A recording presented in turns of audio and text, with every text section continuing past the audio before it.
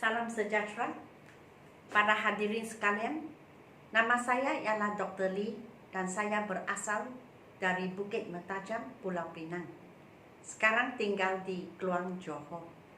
Jadi saya ingin mengucapkan selamat datang ke YouTube channel saya. Dan satu permulaan yang baru sejak dari 1 hari bulan Julai 2020 saya telah dengan rasminya memulakan buku ini. Dan hari ini ialah 2 hari bulan Julai. Dan saya akan buat bab yang kedua, lesson 2. Dan program ini dipanggil Dr. Lee's Method, English Grammar Level 1. So level 1 sebenarnya bukan seperti orang fikir sangat basic, tidak juga. Dia boleh digunakan untuk orang dewasa dan untuk pelajar sekolah juga. Dan buku ini ada 38 bab. Jikalau kamu tengok ke di dalam buku ini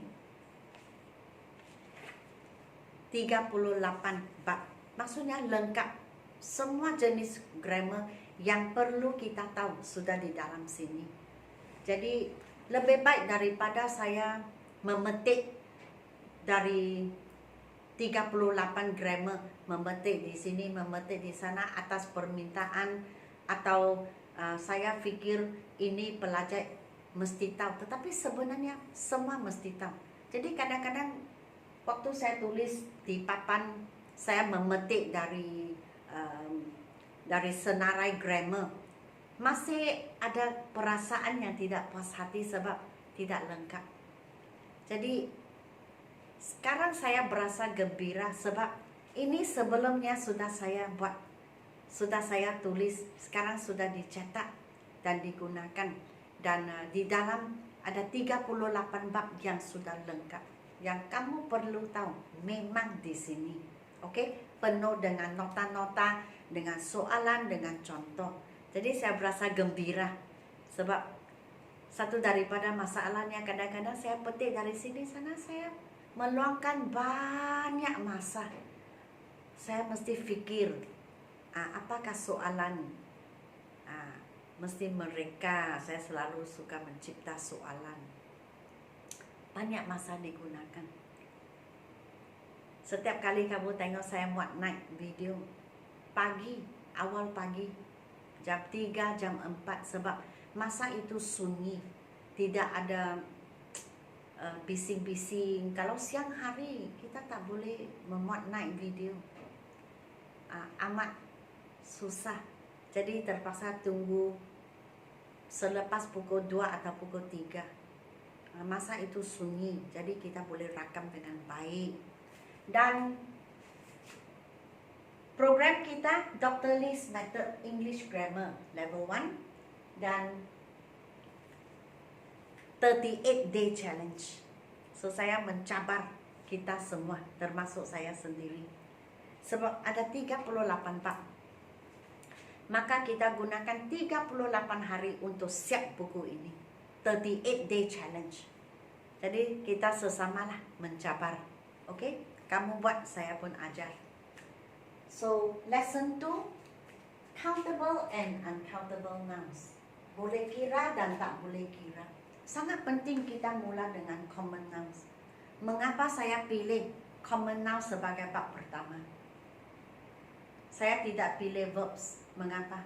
Mengapa saya tidak pilih verbs, kata kerja, past tense, present tense? Kalau tidak tahu nouns, bagaimana tahu verbs? Sebab itulah common nouns dibahagikan kepada 4 kategori, 4 kumpulan. Orang, contohnya girls, boys, friends. Animals, binatang, cows, ducks. Places, tempat. Parks, ponds. Things, benda. Benda amat penting sebab dia dibahagikan lagi kepada dua kumpulan. Kumpulan pertama, benda yang boleh dikira. Contoh, books, cars. Tetapi benda juga dibahagikan kepada kategori yang tidak boleh kira, kita panggilnya uncountable nouns. Contoh minyak rambut, oil, hair, water, tak boleh kira. Uncountable nouns. Okay? So kalau kamu sudah tahu ini semua, maka saya turun ke sebelah sini. Countable nouns boleh dikira. Orang, binatang, benda, tempat boleh dikira. Kalau boleh dikira dipanggil countable nouns atau countable nouns is okay. Kalau saya hanya sebut satu, okay? Saya gunakan N ataupun E. Jadi bilalah kita gunakan N, bilalah kita gunakan E. Kita gunakan N untuk vowel. Bahasa Malaysia, bahasa Melayu, vokal. Vokal maksudnya A, E, I, O, U bunyinya. Bunyi A, E, I, O, U. A, E, I, O, U. Dan A, E, I, O, U kita panggilnya vowels. Bahasa Melayu, vokal. Kalau dia A, E, I, O, U dan kita bererti satu, jarang sekali kita cakap I have one chair, I have one sister. Tidak. A chair, a sister. I have one apple. Jarang sekali, kecuali di matematik sama sains. Kalau bahasa, an apple, an egg, an egg, an elephant. So A, E, I, O, U kita gunakan N. So one X artinya an X. E digunakan untuk consonants. Bahasa Melayu konsonan. Konsonan atau consonants maksudnya dia bukan A, E, I, O, U. Contoh B, C, D, F, G begitu. Dia bukan A, E, I, O, U. Kalau dia bukan A, E, I, O, U dan erti kita satu, kita guna E. Contohnya a bag. Bukan one bag. I have a bag, bukan I have one bag. Okay? Dan saya ajak ini sebab exercise 1, exercise 1 ialah exercise begini.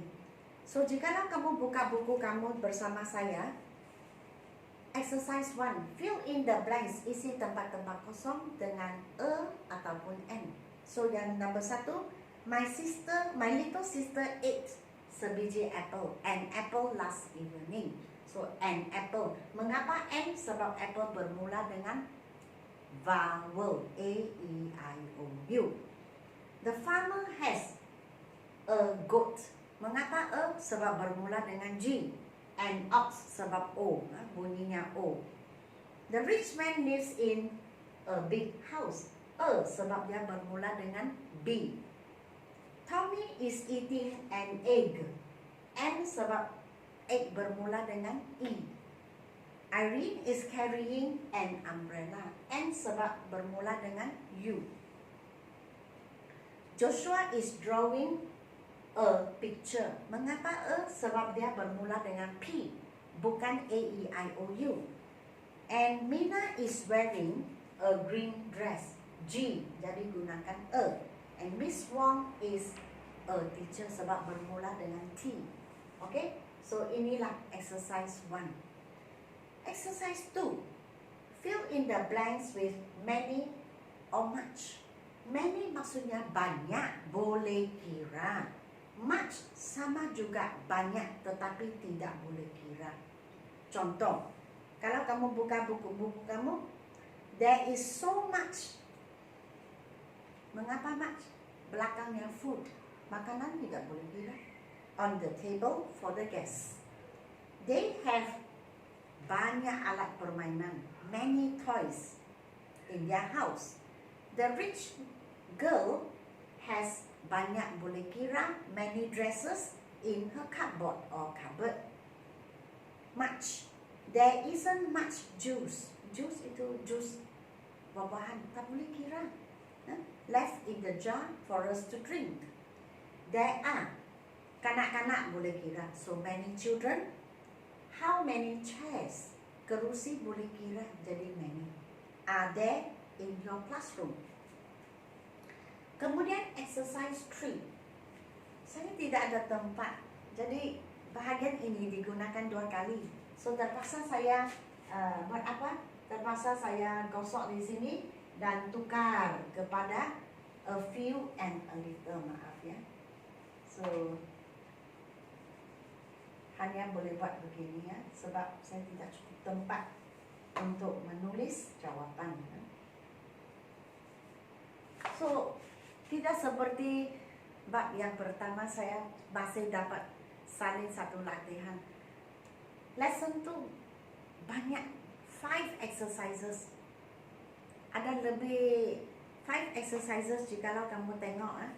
Exercise 1, 8. Exercise 2, 3, 4. Exercise 5, 6 times 4, 24 dan 8. 34 soalan. So tidak ada tempat untuk menulis. So exercise 3 ialah a few atau a little.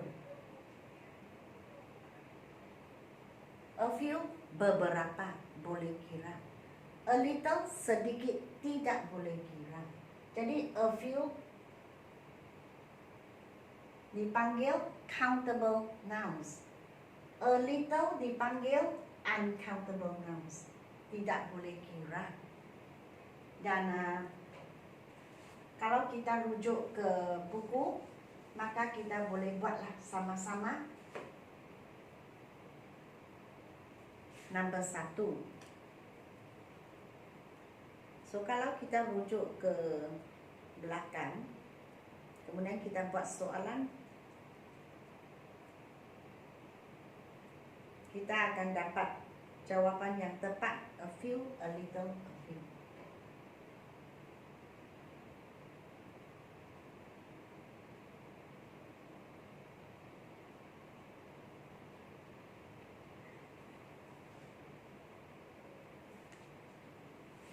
A little, a little, a few.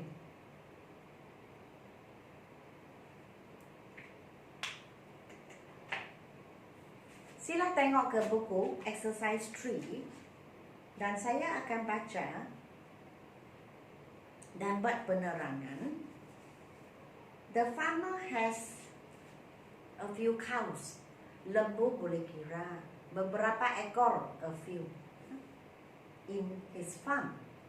There is a little ink in the bottle. Ink itu tak boleh kira, tak what? Air tak boleh kira. Jadi a little. I have a few coins in my pocket. A few. Coins itu duit shilling, boleh kira. Selena ate only a little rice as she was not hungry. Rice, nasi. Nasi tak boleh kira. Jadi only. Only maksudnya hanya. Kalau hanya maksudnya sedikit. My father drinks a little coffee in the morning. Sedikit kopi. Kopi itu tidak boleh kira. There are a few girls sitting under the tree. A few. Sebab perempuan ialah orang. Orang itu memang kita boleh kira. Dan sebelah sini exercise 4. Exercise 4 ialah number atau amount. Number boleh kira, amount tidak boleh kira. Contohnya a big number, maksudnya many, banyak, boleh kira. A small number, maksudnya a few, sedikit tetapi boleh kira. Amount, a big amount, banyak, much, boleh atau boleh kira. A little amount, sedikit, a little, tidak boleh kira. Jadi kita dipanggil isi tempat-tempat kosong dengan number atau amount. So she spends a big amount of money on clothes. Money, wang. Banyak orang cakap wang itu boleh kira, tapi dalam bahasa Inggris wang itu tak boleh kira. Kecuali kamu pisahkan duit nota atau duit shilling. Kalau money, kalau kamu tengok bill, receipt ataupun cek, jumlah dia tulis apa? Pay to siapa? Amount. Amount tak boleh kira. Sebab itu duit tak boleh kira. So number 1, a big amount of money. The little boy has a large number of toys. Toys alat permainan boleh kira in his room. Mother put a little amount of salt in the soup. Salt, garam, tak boleh kira a little. A large number of people, number 4, were at the fun fair last night. Number of people, people itu orang, boleh kira. The guests ate a large amount of food at the party. Guest itu tetamu. Amount sebab makanan tidak boleh kira. I have a large number of stamps in my album. Stamps itu boleh kira. Sekeping, 2 keping, 10 keping, 20 keping, jadi number. Okay? And the last one, isikan tempat-tempat kosong dengan some ataupun any. Some maksudnya boleh kira, maksudnya tak boleh kira. Sebab itu saya selalu beritahu pelajar saya, kalau kamu tulis karangan, kamu tiba-tiba fikir, seharusnya saya tulis a few atau a little. Dia berasa keliru, atau dia berasa betul atau tidak kalau saya gunakan a little atau a few. Saya beritahu mereka, jangan bimbang, tulis some, mesti betul. Sebab apa? Some boleh kira, some tak boleh kira. Jadi gunakan some kalau kamu tidak pasti, daripada mendapat soalan jawaban kamu salah. Memang kalau kamu tahu a few, a little. Kalau tidak tahu, tulislah some. Tidak ada masalah, mesti betul. Okay? So kita guna any untuk soalan. Atau apabila ianya ada not atau an apostrophe t, itu dipanggil negatif. Negatif itu kita ada dalam buku ini juga. Oke, apabila kita sampai ke negatif, kita buat negatif. Oke, negatif maksudnya not, maksudnya ada an apostrophe t. Oke, so ayatnya yang pertama, there are some women shopping in the supermarket. Women, wanita, boleh kira, jadi some. There isn't any oil in the jar. Any. Mengapa? Sebab isn't ada an apostrophe t, ada ini. Jadi any. Are there any rats in your house? Any. Mengapa? Sebab soalan. There is some jam in the jar. Jam untuk simpan di atas roti tak boleh kira, tapi kita tidak peduli lah. Boleh kira tak boleh kira pun gunakan some sedikit. There aren't any shoes on the rack. Aren't, an apostrophe t, jadi gunakan any. Dan is there any curry in the pot? Soalan, jadi gunakan any. Okay, so setakat ini sahaja.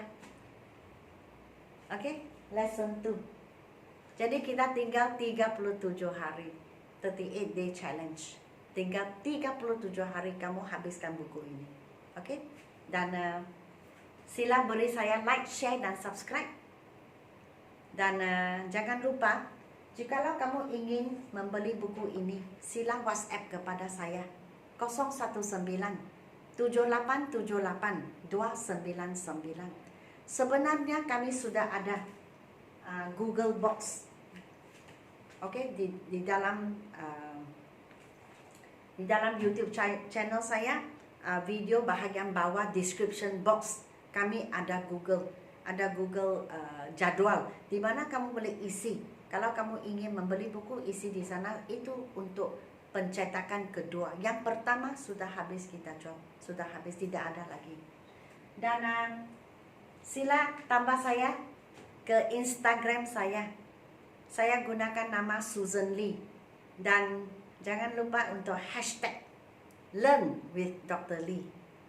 Dan postlah progres kamu, kemajuan kamu. Dan di dalam Instagram, di dalam bahagian story. Jadi kita boleh sama-sama maju ke depan, marah ke depan.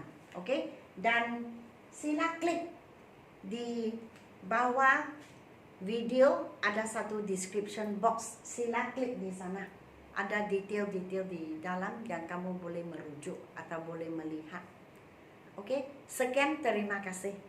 Dan kita akan berjumpa untuk lesson 3, 36 hari ke 38 day challenge. Oke, kita cabar 38 hari. Oke, sama-sama kita kuasai Dr. Lee's method grammar level 1. Sekian, terima kasih.